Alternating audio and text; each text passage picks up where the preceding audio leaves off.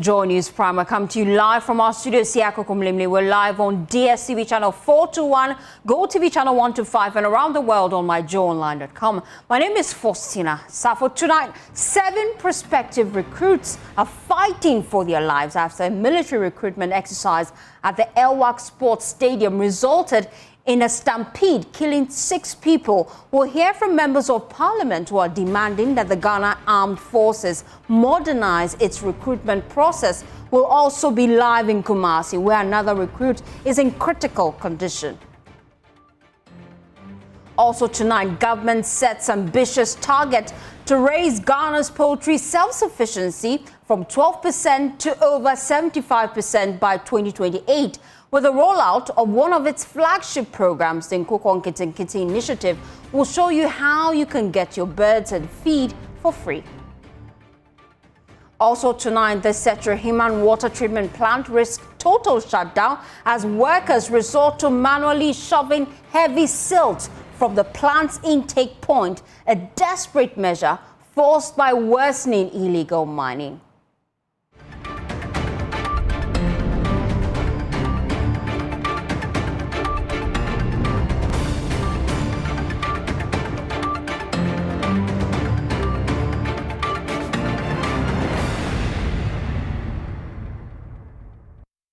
Thanks for choosing us. A military recruitment exercise at the Elwak Sports Stadium turned into a deadly scramble as 6 people were crushed to death and at least 34 others rushed to the hospital, with 17 still clinging to life as we speak.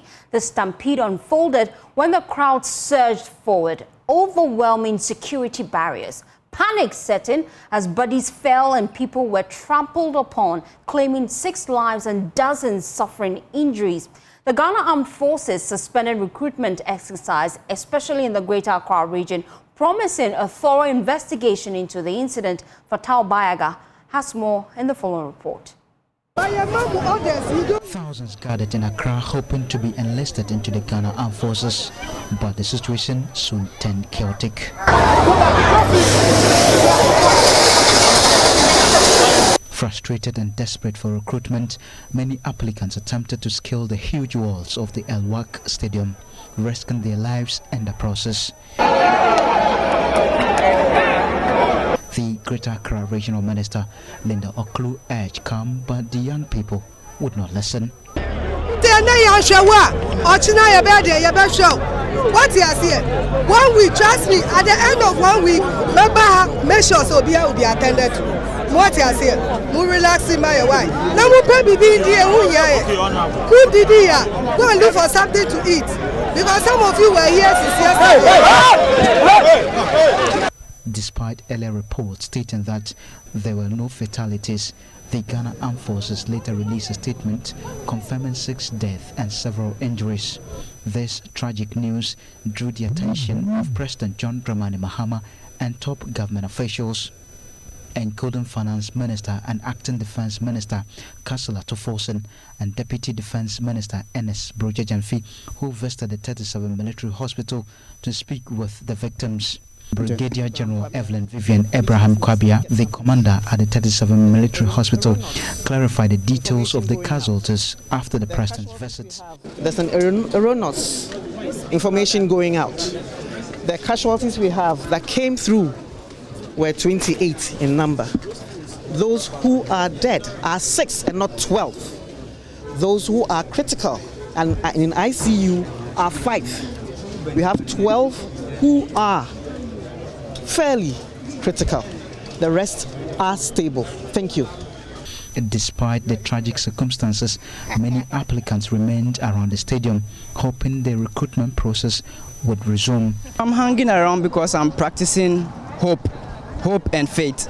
I'm hoping maybe something might come up and then we would resume what we are here for. So long as the day is not over yet, I'm still around. Though they said the order is from the high commands, I'm still hanging around to see if there will be any change concerning why I'm here. Meanwhile, the president has ordered the process to be suspended until further notice. For Joy News, Fatal Bayaga, Accra. Meanwhile, in the Ashanti region, one person was rushed to the Konfanochi Teaching Hospital after reportedly sustaining injuries during the stampede at the military recruitment process. Incidences of fainting were also recorded at the center as some of the applicants could not endure the arduous period under the scorching sun. Emmanuel Bradkweku reports thousands of the recruits continue to wait in long queues at the center as the process is expected to end soon. So it's almost 6 p.m. here at the Barbara Sports Stadium, and as you can see right behind me, these are potential recruits into the military. In fact, they tell me that it has been quite a Herculean task for them. Some came here as early as yesterday, hoping that they will be served. They have sat here. The numbers have actually reduced over here. In fact, I would like to take you through the process once they come here. So once they get to this place or this recruitment center, they are made to go through or perhaps sit here for a short while they wait for their documents to be scanned.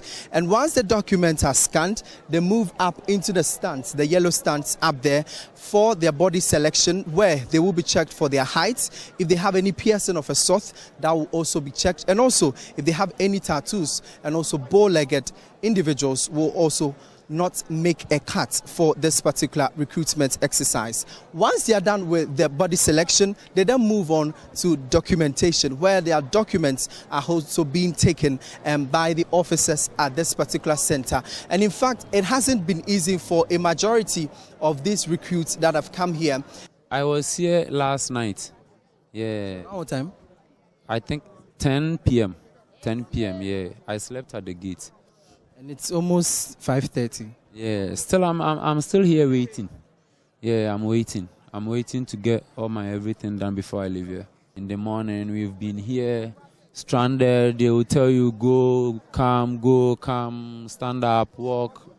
So tedious. We are very, very tired. Yeah. Really tired. Have you eaten? Nothing heavy.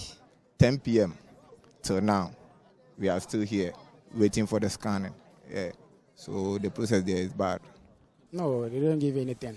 So I decided for my own to go home, because if I see the population still there, I can't do it. So I have to go home and come back tomorrow morning. Due to unemployment, that's the reason why all the youth are here. If there is some work for the youth to do it, I don't think all this population will be here. I don't think so. Due to the Herculean nature of this process, there have been some pockets of incidences of fainting and collapsing, and in fact we've had one individual who sustained some injuries and was rushed to the Konfanochi Teaching Hospital. Here is Captain Kwame Jabari, who is the Ashanti Regional Coordinator for the Security Service here. Now, in our records, we only have about 5 casualties. 4 of them were just dehydration and then lack of water, and because of the heat. So they are responding to treatment. Just one that was sent to Emena, and then he has been transferred to Konfanochi. So there have no any deaths reported here, as being reported or purported in the social media and from other media outlets. So the numbers are quite huge, and then because of manpower and dehydration and then water and stuff like that, that's why we came to the decision that let's do some tomorrow and tomorrow. Yes, and it's coming from the military, it's not coming from. So for the many of the recruits that are here, the desperation to serve Mother Ghana and also end the unemployment situation they may be enduring, they hope that at the end of this exercise, some good news can come out of it. From here at the Barbara Sports Stadium in Kumasi, my name is Emmanuel Bradkweku. President John Dramani Mahama earlier visited the 37 military hospital to commiserate with the injured and inquire about their condition. Speaking later at an event in Kumasi, the president said a board of inquiry has been constituted to investigate the circumstances that led to the tragic incident. And to make us say, soldier and penny for my assault to say, Yama and Sia, Omunina, a Yamabawa. Oma Hiromonkwa. Say Kumasi Hanso, Bibi Kakra says here. A chess and Nipa Bako. Say we're proud in the India or da Ayarisabia or no so. Your bompa say Obenya Ahode na Yame Ahunumobo. enti enkrandeɛ no meka kyɛ asogyafoɔ sɛ ɔmo ngyae ansa na yɛnhwɛ na yɛyɛ nhyehyɛ foforɔ sɛ ne bɛyɛ a ne esi no ensi saa biom. Acting Minister for Defense and Interior, Dr. Kasia Latu-Forson, also told Parliament that the stampede at the Ghana Armed Forces recruitment exercise will be thoroughly investigated. But before the minister addressed Parliament, 2 MPs delivered urgent statements on the issue. First was the Minority Chief Whip, Frank Anodompre, and NDC MP for Ketu North, Eric Agbana. A tragic incident at Elwak that has claimed the life of 6 attracted the attention of Parliament. Even before the acting defense minister will come in, there were 2 urgent statements on the floor. First, from the Minority Chief Whip, Frank Anodompre. This is no small matter to shelve, and has concerned and indeed affected leaders.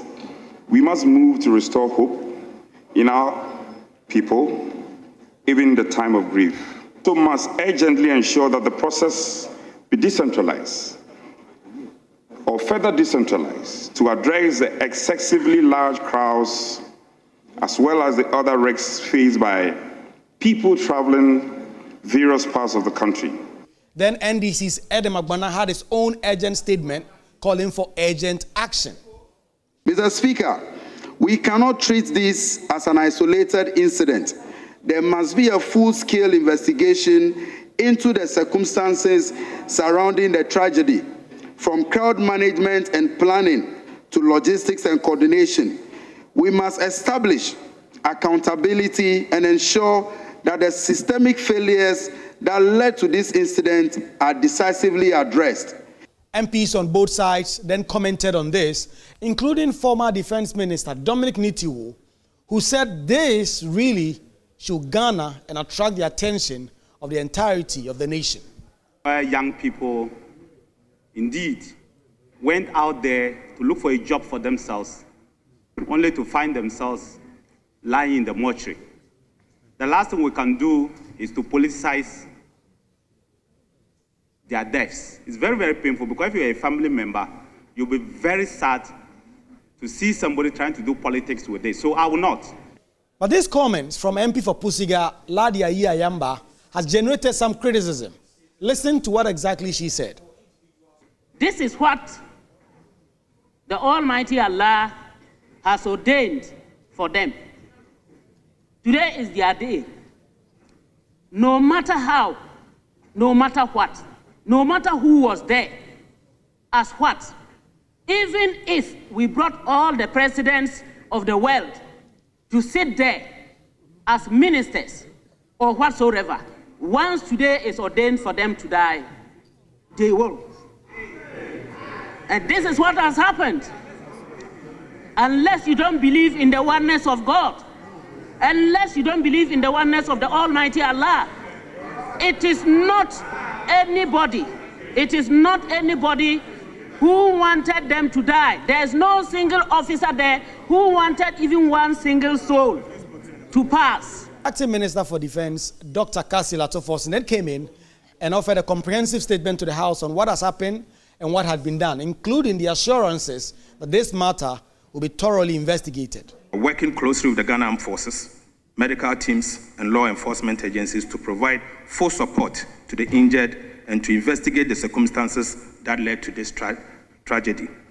So, Speaker, as a result, the Ghana Armed Forces has instituted an internal board of inquiry to investigate the causes of this unfortunate incident. Right, Honorable Speaker, the safety and dignity of applicants remains paramount, and the ministry will take every step necessary to prevent reoccurrence of this matter. Speaker of Parliament Alban Bagbin says this matter must be thoroughly investigated, and the Defense and Interior Committee must follow up the investigation that is being conducted by the Ghana Armed Forces. He also admonishes the President to appoint a new Minister for Defense. Even though some measures have been taken, I will direct our committee to follow up on the process, and then also emphasize what others have said. for us to expedite the process of appointing a substantive minister. It's not because the current minister acting is not capable, but we know the pressures on him. And so we need to have somebody who will come with full report. Parliament is now expected to follow the investigation that is now going to be conducted by the Defense Ministry, and then expect that it will present a report to them for a report to be subsequently presented to Parliament. But MPs are clear that this was a tragic incident that must be thoroughly investigated, and Parliament must take a center stage in doing this. Reporting for Joy News, Kweku Asante, Parliament House, Accra. Away from that, officers of the National Anti-Illegal Mining Operations Secretariat, NIMOS, has rounded up hundreds of residents of Shidiem and Kenyase in the Bunu region in a special operation early today. The joint police-military operation comes on the heels of recent attack on NIMOS officials at Shidiem during an anti-illegal mining operation. The Ghana Armed Forces in a statement indicated that the operation is targeted at 7 different communities in the Ashanti, Ahafo and Volta regions. Here are excerpts of that statement. The intelligence-led operation in Dajuni and Anyona in the Ashanti region, Ehi in the Volta region, Shidiem, Kenyasi, Goso and Mahani in the Ahafo region, according to the Ghana Armed Forces, is targeted at arresting identified persons involved in the recent attacks on members of the NIMOS team, some police officers and officials of the Environmental Protection Agency EPA, including journalists. The Armed Forces and the Police Service warn that any individual or group that attempt to obstruct the operations of any of the security services and their anti-galamsey operations or in the performance of any other lawful duty will face full force of the law. They have in the statement also assured the general public that adequate measures have been put in place to ensure the safety and security of well-meaning inhabitants of the towns and communities in which the operation is being carried out. Well, this evening we are learning that 3 buses full of suspects arrested in this swoop have been transported from Kenyase to other parts in the Ahafo region. We're getting on the phone lines now to speak to my correspondent on the ground, Adum regional correspondent with our sister station, Adum FM, Emmanuel Edujemfi. Thank you so much for your time here on Joy News Prime. What are you picking based on your checks on the grounds? Well, tonight, when I visited Kenyase community in the Sufi North District and Shidiem in the Sufi South, they did the swoop in the 2 cities of the Ahafo region. So parents and other people gathered around the Kenyase Police Training School where they converge as they bring in the people who were arrested as the suspect. So around 4 a.m. at dawn today, that we got the call that the military and the police have visited the 2 communities to pick up the suspect.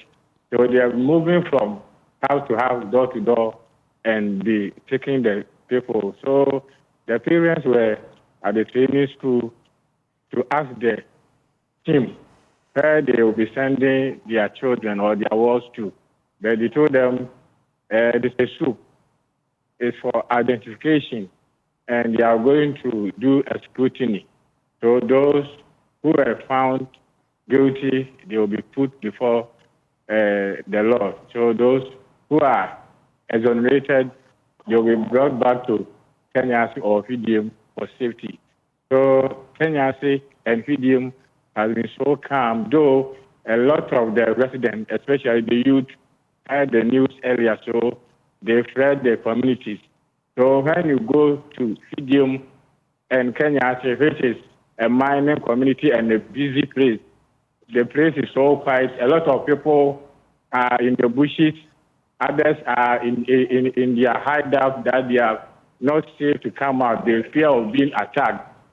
So this is what is happening on the grounds in the Ahafo region. And how are they dealing with this on the grounds? Very well. So the local this assembly staff, that's the assembly members on the ground, have been sharing their frustration with media men around. They are saying that now they cannot go to their farms, they are not going to their market, especially the women. Even now, school activities was partially halted in the Ahafo region because most of the private schools convey the children from a community to other communities. So the intelligence stopped them. A lot of activities were halted because of the soup. So most of the parents also fear that they don't know what might happen to their children or their wards. So whether they are in Kumasi or in Accra, all their mobile phones were seized. So they have no contact with them and whether they are faring well or not. So the situation here is so frustrating among parents and other stakeholders. Thank you so much, Emmanuel Edujimfi. Now, let me take you back to our earlier story. We're joined now by security expert, Professor Kwesi Enin, as we just look at some of the key things that have panned out this morning. During the recruitment exercise, we told you that 6 people have died as a result of a stampede at Elwak Sports Stadium. And security expert Kwesi Enin joins us with some analysis on this. We've just been hearing from members of parliament say it's about time we look at the recruitment process. You agree? Let's start by expressing my deepest condolences to the families who have lost their loved ones, but also to say that this is a reflection of deep structural difficulties in our country, and it's a moment for us to reflect. First, about issues of employment and our inability to create jobs for the teeming youth. Also about the unfortunate impact on the reputation of the armed forces. You know, we've had way too many incidences, negative ones, surrounding the armed forces. And we need to do something about that. Finally, relates to the procedures and processes around determining the counting base for the spaces that we use and how many people can occupy those spaces.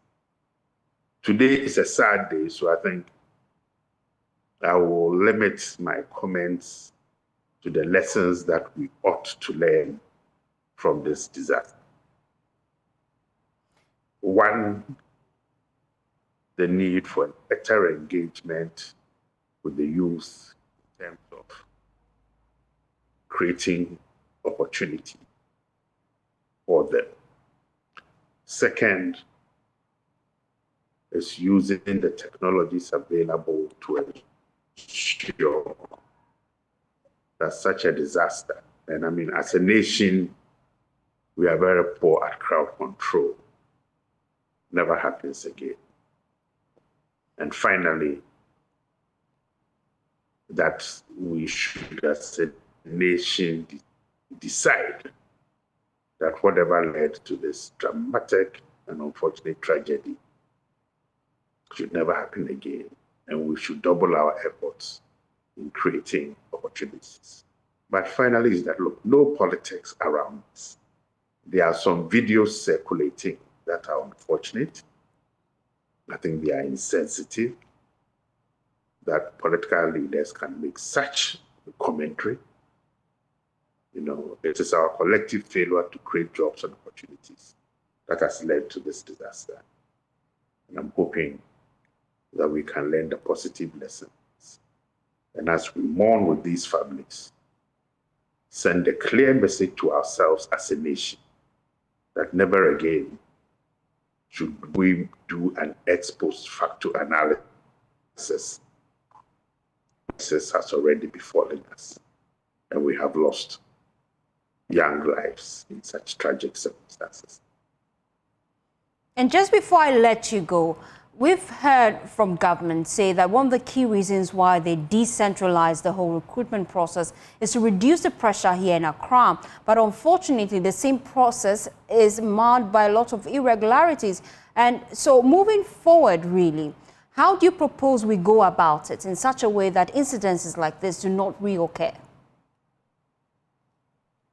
Well, I mean, one is the decentralization across the country, which I think is positive. The second is to stagger the process. I mean, Accra has multiple venues that could very easily have taken these numbers, or you could just say people born between January to April ending, April to August, so that the numbers are not this huge. Look, the frustration and the pressures that young people face. About 3-4 years ago, a similar thing was done. I think it was customs or immigration, and we saw the long queues.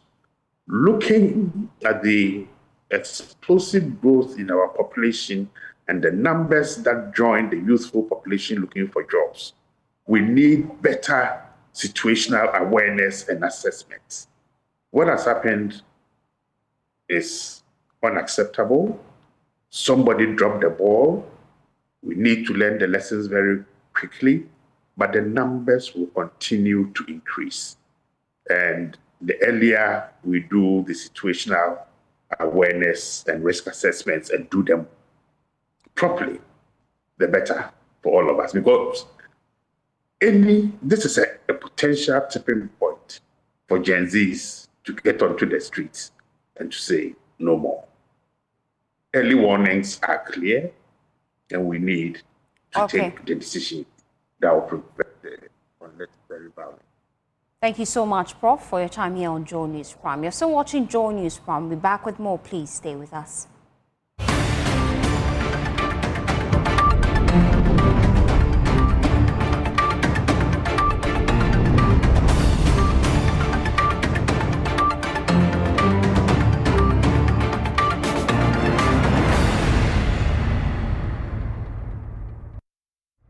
Appreciate your company. To other stories now, government has set an ambitious target to raise Ghana's poultry self-sufficiency from 12% to over 75% by 2028 with the rollout of one of its flagship programs, the Nkukwo Nkete initiative. Speaking at the launch of the program in the Ashanti regional capital, Kumasi, President John Dramani Mahama announced that government will distribute 3 million birds across all 276 constituencies, with each constituency receiving 10,000 birds, expected to benefit some 6,000 households nationwide. The following report has more. It is fully committed to providing an enabling environment that ensures the success of this initiative.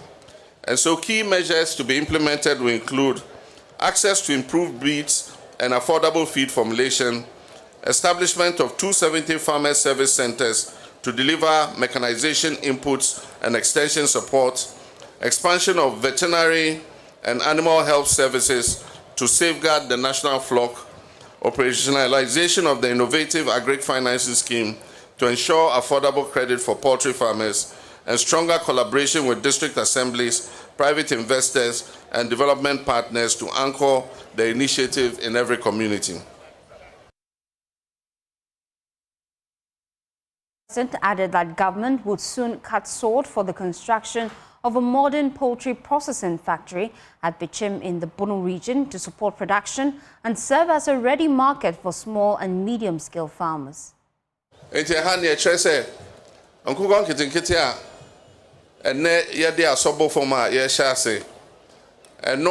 Constituency bia ye yinipa omo register no na obia benya enkoko no eduonum na senior agric minister kan no enye enkoko man ketenkete no we yatete omo yama omo vaccination beye bosome asan ye de ma edipa no Nti oje enkoko no a echese na wotwe ennan enyi adru na wotwe ennan ne hwe enye den te se nketwa no.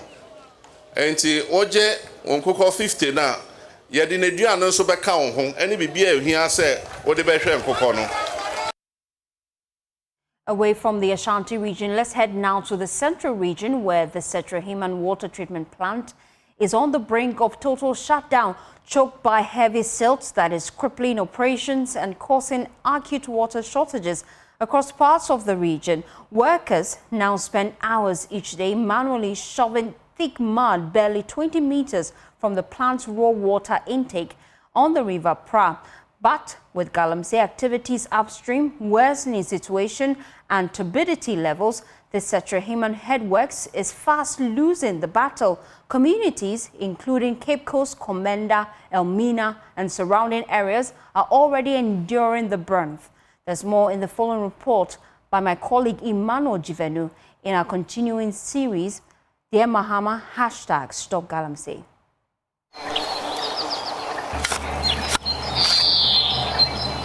Young men soaked in muddy water, pushing and shoving heavy silt away just to let a trickle of raw water reach the intake pipes of the Setrahiman water treatment plant.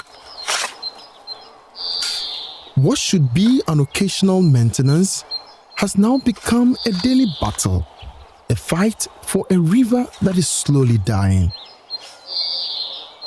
The River Pra, once clear and life-giving, is now thick with mud from illegal mining upstream. Each day, the workers here shovel away tons of silt, work meant to be done every few months, now repeated almost every single day. Without their efforts, the plant cannot draw enough raw water to treat, and communities downstream would wake up to dry taps. Yellow blood do. As the Baman Zaman Hinala Fonto Mamma Hannah, yellow Chillian, a porto, ya porto, Elmina people you are suffering from water. For residents like Kofitichi, the River Pra is a painful memory. First, night, sure, near Numpana and Naban City. In fact, Papa. It is Sian Labandia. A bandage I had the action. You didn't me young be a bandage. Kofi recalls when illegal miners tried to dig just meters away from the Setrahiman treatment plant. The community chased them away, but their victory was short-lived. The river never recovered from the pollution miles away in the western region. First, day, not come we have been Saturday. Upon my own baby and the baby. Oh, no, you should stand at dinner or down. That was Saturday upon me now. First, you should never buy him the name yes, Anat. Nene Nicola Jean Sabinam Cranema. You. A tria, Yanan Collar to trade Galia, Banad, and Nadia. Tanya, I am wound to me. I was say, do her, yet to me to come near to Numbi. Yet to me, I said, because if you are, I dear better now, you're fine. Yeah, no. Then I would do and come to wound to me, Numbi. Wound to me and send Jale. And soon you are my. Officials at the treatment plants declined to speak on camera. Workers, too fearful of sanctions, would not talk. But their silence speaks volumes. It is becoming a constant battle in getting raw water for this treatment plant in order to feed the thousands of homes in its catchment area. They are calling for urgent action to stop the illegal mining. And to that, they fear the worst. The story of Setrahiman treatment plant goes beyond a local crisis. It is Ghana's reflection in muddy water, a nation watching its rivers die, and with them, its future. If we fail to protect the Pra, Ayensu, and Cobra, and Delphine, we fail to protect ourselves and our future. Emmanuel Jivenu, Joy News.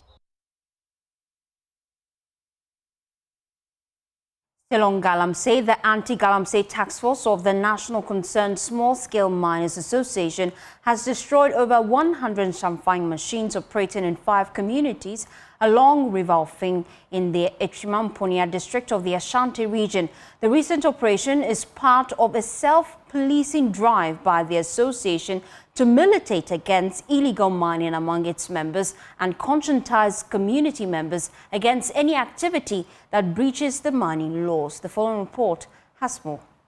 The River Ofing has over the years lost its natural turbidity, turning milky sludge. The pollution is primarily stemming from the large operations of illegal miners on the river. The Anti-Galamsey Task Force combed illegal mining infested communities in the Echimamponia district, including Adiemra, Bontomroso, Adobera, Anyamwa, and in Tobroso. The team, equipped with speedboats, is tracking down illegal miners on the River Ofing. During the operation, the illegal miners abandoned their champagne floating boats, which were subsequently destroyed. Michael Kwajopepra is the president of the Concerned Small-Scale Miners Association. We were able to destroy over 100 of champagne machines that is being used to dredge our various river bodies. In so doing, we can all see the ripple effect on the color of the river, and communities are always complaining about the destruction of the various water bodies. So anytime that we go, sometimes they are the people who give us this information and they lead us to where these criminals are. So we don't face any challenges or any frustrations when we go to the various communities. The boats are used by the illegal miners to dig for gold, consequently degrading and polluting the river's quality. Community members are worried at the spate of the illegality on what was once their water drinking source.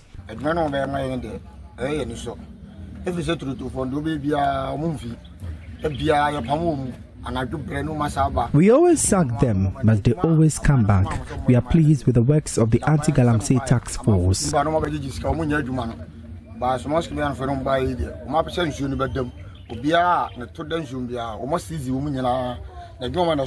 The association says it is committed to complementing the government's fight against illegal mining on rivers. For Joy News, my name is Emmanuel Bright Kweku. Well, still on that issue, the ancestors of Uwogu, a small community in the northern region 3 decades ago, forbade anyone from cutting down trees. But guess what? That was not meant to be punishment for community members, but a move to conserve nature and an attempt to fight climate change. James Aveji tells the story of how this custom of the ancestors does not inflict pain, but brings relief to the people. Here in Uwogu, these drum beats are not just arts. They are performances that carry the soul of a community that is united in belief, spirituality, and shared values. A community that is resolved to fight one common enemy, drought and climate change, through the birth of a decree that forbids anyone from cutting down a tree.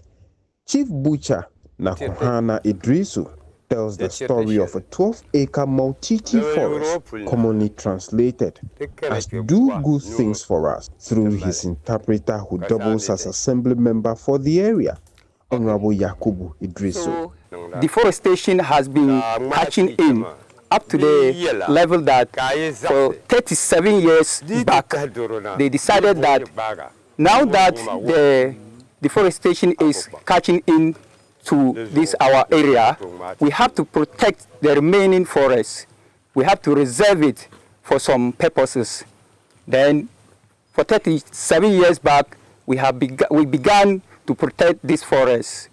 And there are rules that nobody should cut any plant within this area. Beyond this, however, I am curious to know what evil may befall someone who defies this decree.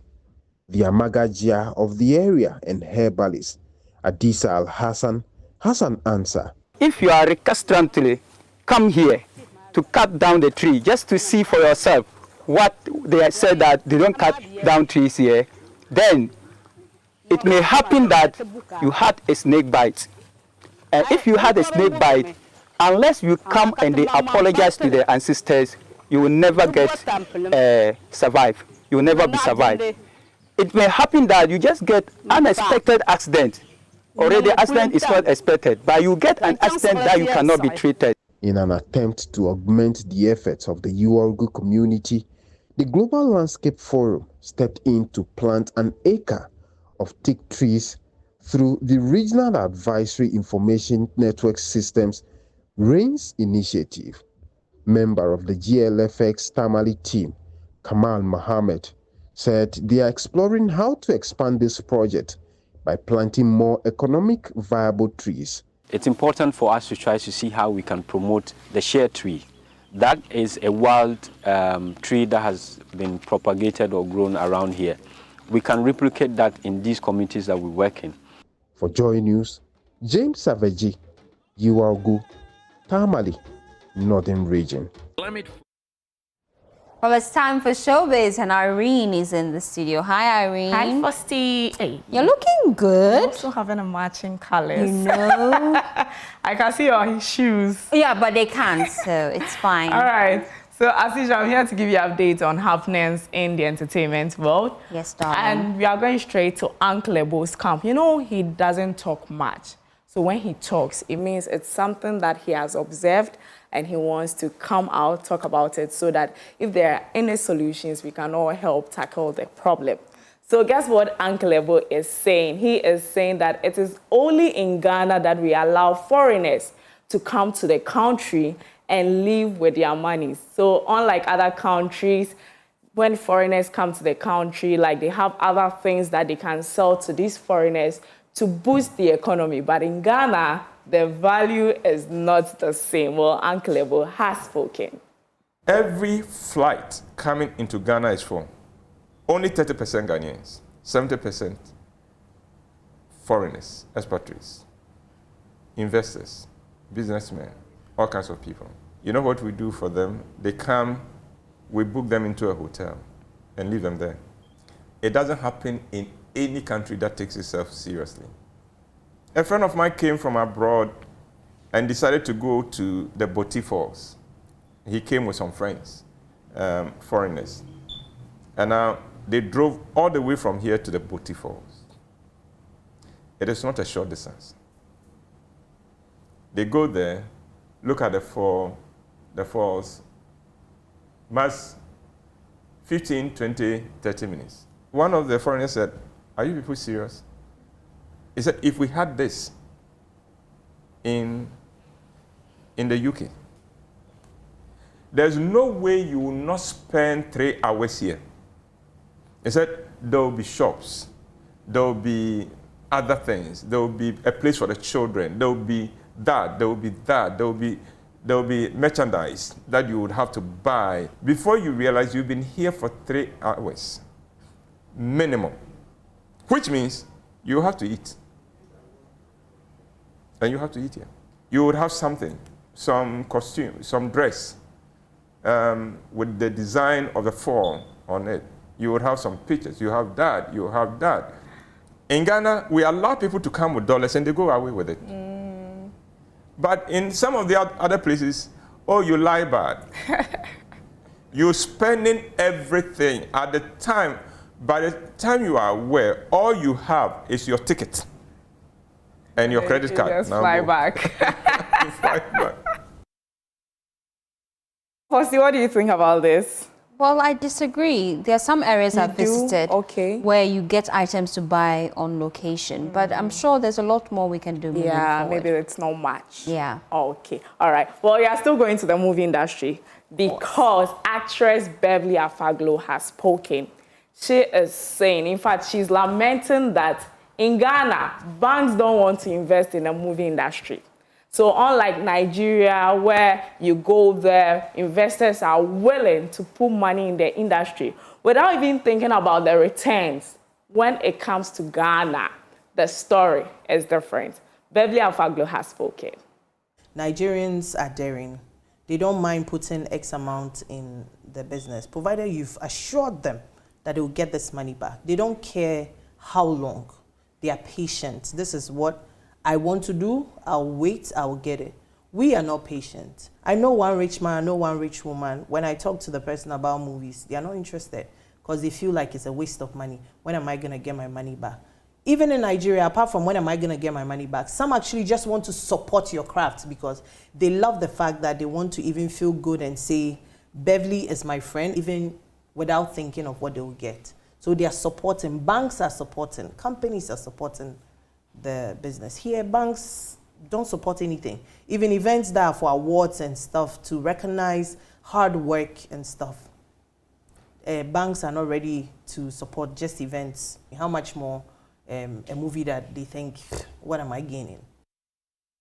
Firstly, I'm coming back to you. What do you think about this? Well, I feel the banks will only invest if they're sure they'll get their money back because it's a money-making institution. But some of the movies we produce, really, would you put your money in it if you were a banker? Some. Well, some. There's a lot of work we need to do. I've always maintained our local movie industry, there's a lot of work to be done. Branding, even the kind of movies we watch, we produce, even compelling a Ghanaian to watch a Ghanaian movie. It's a daunting task because you can see if it's an action-packed movie, a Jacko is flying around. Please. We cannot be joking with ourselves. They can come to you if they need. Oh, of course. They can come to me for counseling. All right. So let's go to our next story where I take you to the music industry. Enough of the movie industry. Okay. So I'm taking you to the music industry where Ghanaian reggae dancehall artist Samini has spoken that when it comes to, you know, upcoming young artists, don't focus too much on cars. You have the money, but don't buy the cars, the Lamborghini, the Teslas, and all of that. Invest that money in land. Buy lands for yourself because it's a long-term investment. Let's take a look at Samini's video. The money was coming plenty and I didn't know what to do with it. One of the things that one of my elder rastas that I used to go, you know, reason with on Sabbath, Ailey, you know, Jam Africa, if you're listening to me, big up yourself. Wow. So the old man told me, because I used to buy like different cars, like I was young, 22, Usha has car, so like I had options. So anytime I'll go and check the old man, I have a different whip. And he's like, my youth, you see car depreciate. And you see land appreciate. If you buy a car today, 10 years from today, it will depreciate. If you buy land today, after 10 years, you can sell it about 100 folds. So basically, if you're listening to me as a young artist, though you see the flashy things, you like the flashy things, some of it is good for your branding and everything, but do things in moderation, stash some of the money away. If you don't know what to do with it, buy land with it. Because land appreciates. You'd be surprised how much a plot of land is in a place where 5 years ago it was sold for 5,000 cedis.